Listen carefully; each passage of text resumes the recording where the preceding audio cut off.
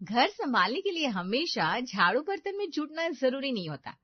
कुछ लोग होते हैं जो पसीना बहाते हैं और कुछ होते हैं जो जुबान से पसीना निकलवाते हैं।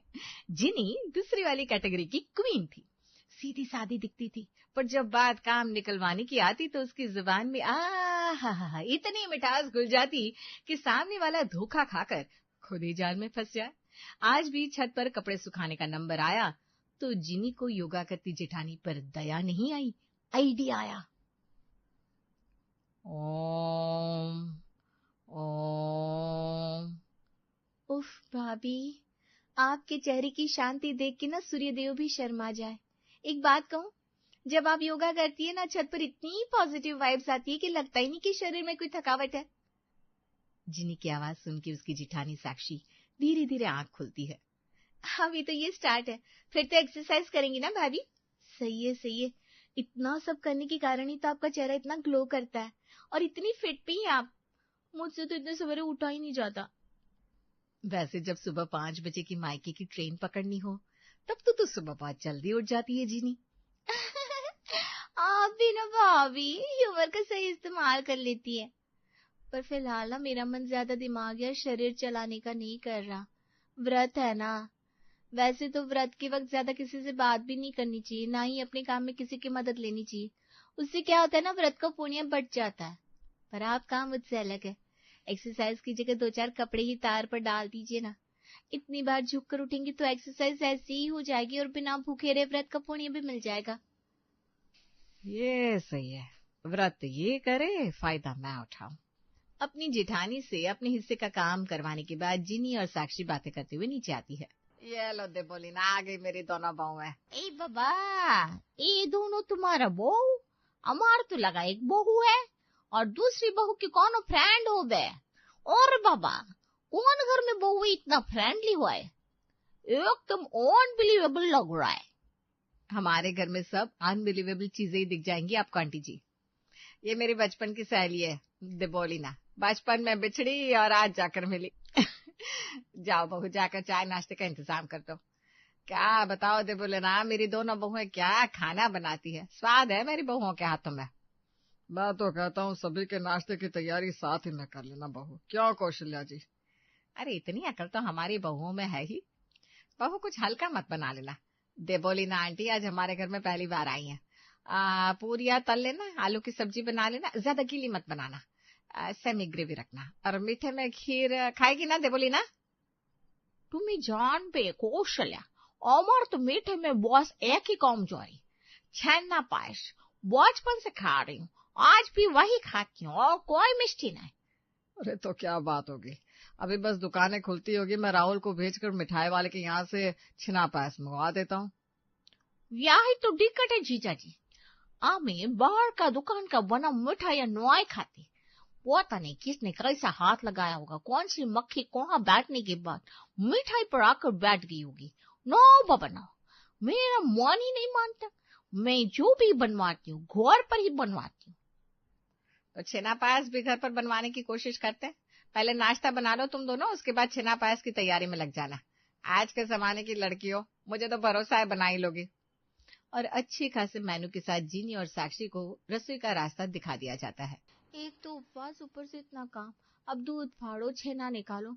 मम्मी जी भी ना आए दिन किसी न किसी को बोलकर बिठा लेती खाने पर। पीछे कुड़कुड़ करने से क्या फायदा है जीनी? मम्मी जी के सामने तो कुछ बोलती नहीं। मुझे तो ये तक नहीं पता कि छेना पायस बनती कैसे। अच्छा तू दूध लेकर आ, बाकी यूट्यूब पर देखना है। साक्षी फ्रिज खोलकर जैसे ही दूध का पतीला बाहर निकलती है, उसका पैर फिसल जाता है और दूध का पतीला जमीन पर गिर जाता है। लगता है भगवान जी नहीं चाहते कि आज दूध से छेना फटे। दूध तो बचा ही नहीं। अब क्या होगा अगर मम्मी जी को पता चला कि तेरे हाथ से दूध गिरा है? तो जिस देबोलेना आंटी के सामने हमारी तारीफ हो रही थी ना, उन्हीं के सामने हमारी एक एक बुराइयां खोद खोद कर सुरंग बना देंगी मम्मी जी। अब पूरी और सब्जी का काम संभाली भाभी, मैं कुछ करती हूँ। और रसोई से हड़बड़ाई हुई जीनी बाहर आती है। क्या बात है जीनी, तुम इतनी घबराई हुई क्यों? मैं बस 10 मिनट में आती हूँ। वो क्या है ना, पड़ोस वाली विमला आंटी का पैर फिसल गया है, गिर गई है वो। अरे अरे मैं भी चलूँ क्या? नहीं नहीं भैया, लेडी गिरी है, आप जाकर क्या करेंगे? और मम्मी जी तो यहाँ देबोलिना आंटी के साथ बैठी है, कोई बात नहीं, मैं देख कर आती हूँ। और बिमला आंटी के घर जाने के बहाने जीनी मिठाई की दुकान से छेना पायस खरीद कर ले आती है। जब तक वो वापस लौटती है, खाने की सारी तैयारी साक्षी ने कर ली थी और सभी को खाना परोस रही थी। इतनी देर कैसे लगा दी जीनी? आंटी को ज्यादा चोट आई थी क्या? नहीं भाभी, किसी ने गलत अफवाह फैला दी थी। दुश्मनों की कमी है क्या दुनिया में? किसी से उनकी शांति देखी नहीं गई होगी। आज उनके घर में उनके पोते की बर्थडे पार्टी थी, घर के ही लोग थे। आंटी की गिरने की बात सुनकर मोहल्ले के सभी लोग वहां पहुंच गए। अब आए गए को खिलाना तो पड़ेगा ना, बस चूना लग गया आंटी को। बताओ, किसी को लिए ऐसे झूठ बोलना चाहिए क्या? अच्छा, मैं रसोई का काम संभाल लेती हूँ। और अपने पल्लू के अंदर छुपाया हुआ बना बनाया छेना पायस निकालकर उसमें जरा सा पानी मिलाकर जीनी गैस पर चढ़ा देती है। इतना भी मलाईदार नहीं परोसूंगी, नहीं तो सबको शक हो जाएगा कि ये बाहर से बनकर आया है। जरा गाढ़ापन कम कर देती हूँ। और 10 मिनट बाद गर्मा गर्म छेना पायस जीनी सभी को परोसती है। ओरे बाबा रे, गई भैंस पानी में। क्या हो गया आंटी जी, कुछ गड़बड़? गड़बड़ नहीं, भीषण गड़बड़। पर साक्षी भाभी के हाथ से गड़बड़ हो ही नहीं सकती, उन्होंने ही बनाई है छेना पायस। खाकर लगता नहीं कितना स्वादिष्ट मिठाई। घर पर बनाया, खूब भालो। घर में तुम इतना अच्छा मिठाई बनाया, तुमको सारा चीज घर पर ही बनाना चाहिए, बहुत स्वादिष्ट। वाकई साक्षी को खाकर लगे नहीं रहा ये घर पर बनाई हुई मिठाई है, लाजवाब। साक्षी तो वैसे भी सब कुछ अच्छा ही बना दिया मम्मी। देबुलीना खुश होकर वापस लौट जाती है और देवरानी जिठानी का राज राज रह जाता है। शाम के वक्त दोनों देवरानी जिठानी शाम के नाश्ते की तैयारी करने रसोई में जाती है। कितना अच्छा सपना देख रही थी, इस चाय के चक्कर में उठना पड़ गया। अब चाय तो मुझसे बनेगी नहीं बाबा। वो तो शुक्र है कि मैंने दिमाग चला लिया भाभी, वरना आज छेना पायस के लिए जो तारीफ मिली है ना आपको, वो मिल नहीं पाती। तो दूध गिराया भी तो तू नहीं था ना जीनी? पतीले में वैसे भी ना बराबर दूध था भाभी। वो किसने पिया इस पर बहस करने से अच्छा है हम अपने चाय नाश्ते पर फोकस करें। हाँ, तो मैं क्या कह रही थी, इतनी अच्छी मिठाई खाने के बाद ना मेरे हाथ की चाय सबने पी ली तो सबके मुंह का स्वाद खराब हो जाना है। फिर उसे ठीक करने में सभी रात में किसी शाही सब्जी को बनाने की फरमाइश कर देंगे। मेरा क्या है, मैं तो काम करते करते देर से सोऊंगी तो देर से उठ भी सकती हूँ। आपको जल्दी उठना होता है ना, तो इतना ना करना पड़े, इसलिए अगर आप चाय बना देती तो अच्छा रहता। ठीक है भाई, पकौड़े के लिए मैंने घोल और मसाला लगभग तैयार कर दिया है। तू जरा दोनों में हिसाब से मिर्च मसाला मिलाकर पकौड़े उतार दे, तब तक मैं चाय बना देती हूँ। पकौड़े का क्या है भाभी, वो तो मैं तुरंत उतार देती। पर वही बात है ना, इतनी मेहनत से आपने सब कुछ तैयार किया है, मुझसे अगर फ्राई करते वक्त पकौड़े ज्यादा फ्राई हो गए तो दिक्कत आ जाएगी ना। और चाय के साथ पकौड़े की तैयारी अपनी जेठानी जी से करवाने के बाद जिन्नी सभी को चाय पकौड़े परोसती है। ओह, मजा आ गया बहू, चाय और साथ में पकौड़े। महेश जैसे ही पकौड़े का पहला बाइट लेता है उसकी आंखें बड़ी बड़ी हो जाती है। ये पकौड़े किसने तैयार किया है? लगता है गलती से मैंने बैटर में ज्यादा मिर्च डाल दी, अब क्या करूं? भाभी ने तले पापा जी, सारी मेहनत इस घर में भाभी ही तो करती है। क्यों, क्या हो गया, पकौड़े अच्छे नहीं बने क्या? अच्छे नहीं, बहुत अच्छे बना है। इसमें जो मसाले डाले गए ना, लग रहा है मानो हाथ से कूट कूट कर डाल दिए है ना पापा, मुझे भी यही लग रहा है। तुम दोनों जब मसाले अच्छे से बना लेती हो, छेना निकाल लेती हो, तो पनीर और मसाले बाहर से मंगवाते क्यों हो? घर पर ही बनाना शुरू कर दो। तो फिर तय रहा, कल दोपहर को पनीर मलाई मसाला मिलेगा। वाह वाह वाह, नाश्ता कल मैं करने ही नहीं वाला, अभी से बता देता हूँ, मैं तो सीधा पनीर पर अटैक करूंगा। कौशल्या की बात सुनकर साक्षी के तो पसीने छूट जाते हैं। हमेशा सब्जियों में मसाले मैं डालती हूँ, आज तुमने डाल दिया, इसलिए सबको मसाले में कुछ अलग लग रहा है। तो तुम तो बच गई पर फंस गई मैं। अब मैं पनीर कैसे बनाऊंगी? छेना पायस तो तुम बाजार से लेकर आई थी, अब मुझे नहीं पता, कुछ करो तुम। कुछ नहीं हो सकता भाभी, पनीर तो आपको बनाना ही पड़ेगा। मैं दूध को फाड़ने के लिए नींबू की व्यवस्था कर सकती हूँ बस। अब पनीर बनाना आपके हिस्से में आया है तो बनाना तो आपको ही पड़ेगा भाभी। अब मम्मी जी के साथ हेरा फेरी तो नहीं कर सकते ना। मसाले का डिपार्टमेंट मेरा है, मैं अपना संभालूंगी, आप अपना संभालो। और जिनी अपनी भाभी को फंसाकर आराम से फ्री हो जाती है। अगली सुबह नाश्ते के वक्त, दूध वाला। अरे हाँ, दूध नहीं होगा तो पनीर बनेगा कैसे? सही है, तूने मुझे फंसाया था ना जीनी। अब देख मैं क्या करती हूँ। 3 किलो दूध लेकर आया हो ना भैया? आपके घर तो 1 किलो दूध ही आता है भाभी, 3 किलो दूध क्यों लाऊंगा मैं? अरे जीनी, मैंने तुझे कहा था ना पनीर बनानी होगी। आज मम्मी जी ने पनीर मलाई मसाला बनाने को कहा है। तूने दूध वाले को कॉल करके ज्यादा दूध लाने को भी नहीं कहा। कहाँ ध्यान रहता है तेरा? नहीं, वैसे तेरी भी गलती नहीं है, कल तेरा उपवास था ना, भूल गई होगी। सॉरी मम्मी जी, आज तो पनीर नहीं बन पाएगा। मैं बाहर से पनीर बना बनाया मंगवा लूं क्या? एक काम तुम लोगों से होता नहीं। दूध वाले बेटा एक काम कर, 1-2 घंटे बाद 2 किलो दूध पहुंचाने आ जाना बेटा। दोपहर में नहीं तो रात में ही पनीर की सब्जी बन जाएगी, है ना बहू? बेचारी भाभी इतना दिमाग लगाने के बाद भी फंसी जाती है। कुछ देर बाद दूध वाला आता है और सभी की नजरें घर की बड़ी बहू साक्षी पर ही टिक जाती है, क्योंकि पनीर तो वही बनाने वाली थी। बड़ा बुरा फंसाया है ना तूने मुझे जीनी। अब क्या करूं मैं? महारानी तो आराम से जाकर सो गई, क्योंकि उसे पता है पनीर तैयार नहीं हुआ तो ग्रेवी बनानी नहीं पड़ेगी। तभी निशांत किचन में आता है। बाजार की टाइट टाइट पनीर खाकर तो मुंह सड़ गया। तुम वो सॉफ्ट वाला पनीर बनाना साक्षी। गर्मा गर्म दूध में नींबू निचोड़कर साक्षी काम पर लग जाती है, पर दूध फटता ही नहीं। खौलते हुए दूध में 1, 2 और 3 नींबू पड़ने के बाद दूध फटता है। वाह वाह, ये इतना मुश्किल नहीं था। अब बस इसे छान कर सेट करना है। सॉफ्ट पनीर बनाऊंगी मैं। साक्षी से छेने का पानी सही से निकलता नहीं, जिस कारण पनीर गीली और पीली सी हो जाती है। ऐसा लग रहा है ये कुछ देर में सेट हो जाएगी। अब जाकर मैं उस जीनी महारानी को उठाती हूँ। साक्षी जीनी को रसोई में ले जाती है और पनीर मलाई मसाला के लिए ग्रेवी बनाने के काम में लगा देती है। ये तो मेरा ही बेड़ा गर्क हो गया। कहाँ सोचा था, ना पनीर बनेगा ना मसाले के पीछे मेहनत करनी पड़ेगी। यहाँ तो भाभी ने पहले ही पनीर बनाकर रख दिया। आधे भाभी भी मना नहीं कर सकती थी क्या? खुद में बड़बड़ाती हुई जीनी मस्त ग्रेवी बनाने की तैयारी कर रही थी, तभी उसके फोन पर उसके पति राहुल का कॉल आता है। पनीर मलाई मसाले की सोच सोच में यहाँ मुझसे काम भी नहीं हो रहा है जीनी। प्लीज अच्छे से सब्जी बनाना, जिस तरह भाभी बनाती है ना। भाभी के हाथ का खाना तो भाई भाभी के हाथ का है।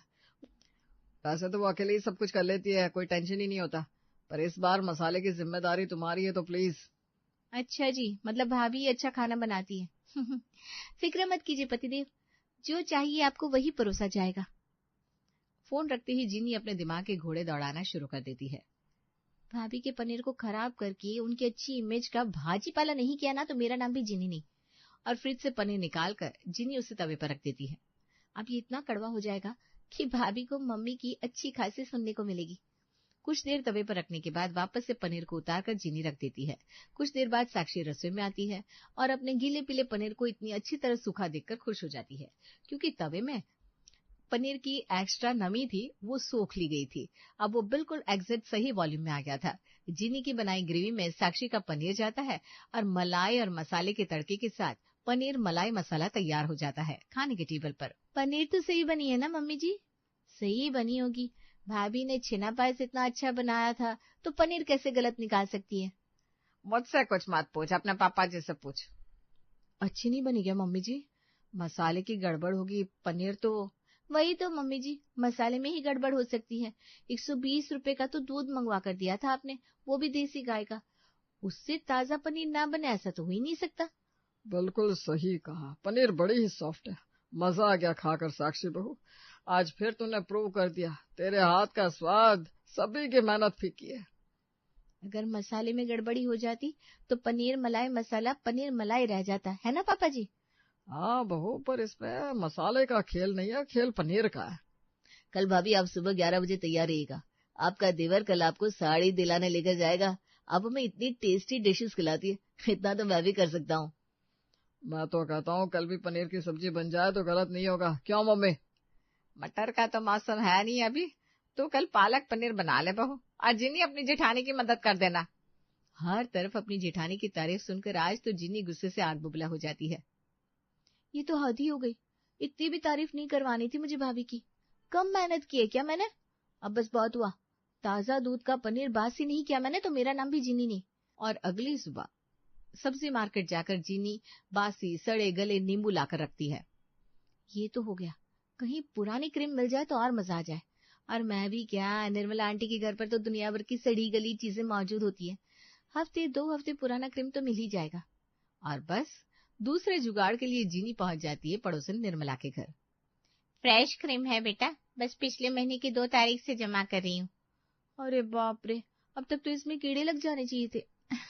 मेरा मतलब है वाह आंटी जी, बड़ा फ्रेश क्रीम है, थोड़ा कटोरी भर मिल पाएगा क्या? उस क्रीम को अच्छी तरह फेंट कर एक नए डब्बे में पैक करके जीनी रसोई में रख देती है और नींबू का रस निकालकर एक कटोरी में भरकर फ्रिज में रख देती है। कुछ देर बाद अपनी एक्सरसाइज पूरी कर साक्षी पनीर बनाने रसोई में आती है। फ्रिज में एक भी नींबू नहीं है, अब दूध फटेगा कैसे? एक हैक देखा था भाभी मैंने कि नींबू के रस को कटोरी में निकालकर फ्रिज में रख देने से वो ज्यादा दिनों तक इस्तेमाल हो सकता है। तो मैंने ना रस निकालकर फ्रिज में रखा हुआ है ताकि आपका काम आसान हो जाए। उस सड़े हुए नींबू के रस से साक्षी दूध फाड़ती है और फटे हुए दूध से छेने को अलग करने के लिए उसे छान लेती है, पर उसे अच्छी तरह ना छानने के कारण छेने में बहुत ज्यादा पानी रह जाता है और सड़े हुए नींबू का स्वाद भी। फिर उस छेने को शेप देकर साक्षी फ्रिज में रख देती है और जीनी अपने काम पर लग जाती है। क्योंकि मसाला डालो ना डालो क्या फर्क पड़ता है, मेरा काम तो पनीर बनाना है, यही कहा था ना अपने पापा जी से। तो चलिए आज मैं अच्छे से काम चोरी कर ही देती हूँ। बदबूदार गीले पनीर से तैयार हुआ पालक पनीर सभी के सामने परोसा जाता है। अरे अरे अरे, ये क्या दे दिया बहू, छी छी छी, इस पालक पनीर को खाकर तो पेट की अंतड़ियां फट जाएगी। सच में साक्षी, लगता है ओवर कॉन्फिडेंस में तुमने पालक पनीर का बेड़ा गर्क कर दिया। इतना घटिया स्वाद के खाने वाले को पनीर से नफरत हो जाए। मैंने तो पनीर कल की तरह ही बनाया था, पता नहीं कैसे गलती हो गई निशान जी। बचे हुए पनीर को मैं ठीक करके लाऊं क्या? अरे हाथ जोड़ती हूँ मैं तेरे आगे, और कोई मेहरबानी करने की जरूरत नहीं है बहू। अब इस घर में पनीर नहीं बनेगा। ताजा दूध का ऐसा बासी पनीर निकाला है तूने, राम राम राम। जीनी मन ही मन खुश हो रही थी कि उसकी जेठानी की क्लास लग गई, और जैसे ही अपनी जेठानी को झूठी सांत्वना देने वो रसोई में पहुंचती है तो जोर जोर से हंसती साक्षी को देखकर हैरान हो जाती है। मजा आ गया भाई, मजा आ गया। मैं तो चाह रही थी कि मेरा खाना सभी को इतना बकवास लगे कि मुझे खाना बनाने की मेहनत करनी ना पड़े, और आज फाइनली मेरा खाना सभी को बुरा लग गया। तो कल से मम्मी जी का फोकस तुझ पर शिफ्ट हो जाएगा जीनी जी, अब बना खाना। और इस बासी पनीर के पूरे रायते को फैलाने वाली जीनी खुद उसी में फंस जाती है।